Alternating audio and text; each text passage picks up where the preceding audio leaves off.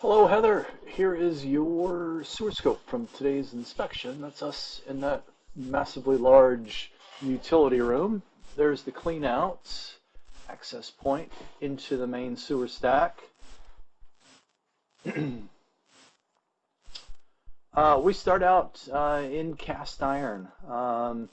You'll see the camera head kind of bopping up and down as I push forward. Like we talked about today, cast iron gets corroded from the inside out. It gets bumpy, basically. It's very coarse. Um, does a number on the protective skid or cover that I've got on my camera head. I've got to replace them periodically.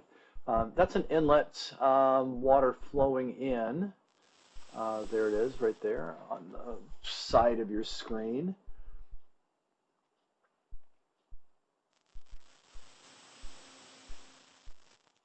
So we're gonna fall underwater here. We'll stay submerged for the better part of about 10 feet or so.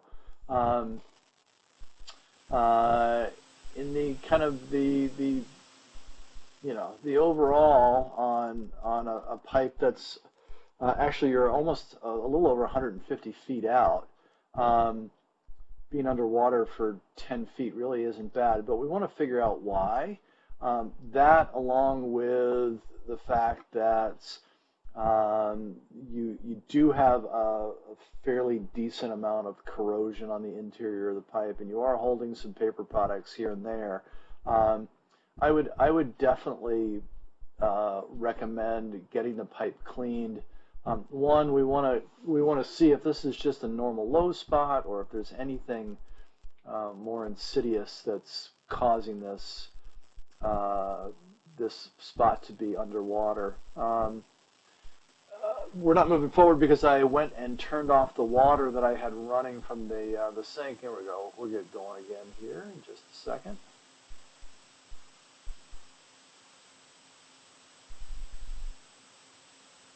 So pushing out just, there we go. So maybe a little bit more than 10, closer to 20 feet um, underwater.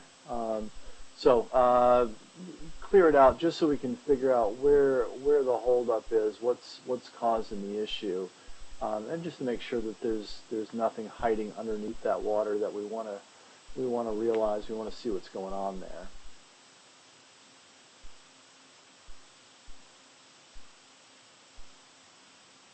You can see in the water, obviously it's not clear, there's a lot of stuff floating around in it. Mostly it is paper products. So my guess is that a lot of it is just that toilet paper or whatever that's catching on the bumpy, rough edges of the corroded pipe.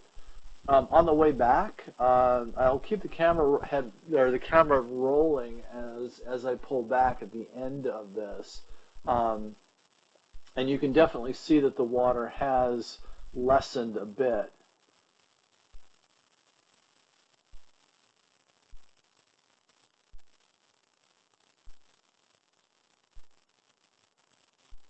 Ultimately, with the pitch in the pipe and the way that it's sloped down, we want water to be free flowing. We don't want to have even a fair amount of water just sitting on the bottom of the pipe. Ultimately, we want it to be as I don't want to say dry as possible, but we don't want water to be standing there. It's not good for the pipe.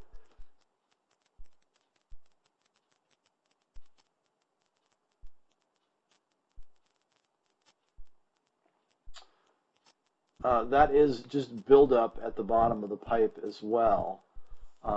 Again, add that to the list of the reason why you want to have it cleaned.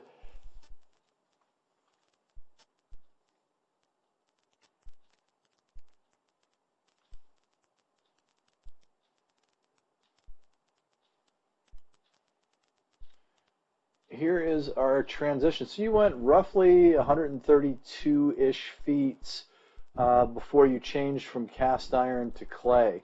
That would not be the norm in our area. I mean, generally the first maybe 15, 20 feet you're cast iron, and the rest of the run is clay. So all in all, I would prefer to have cast iron. It's less problematic when it comes to roots growing in there. So I mean, I think that's definitely a positive. This section looks good. Likely at this stage you're underneath the city street.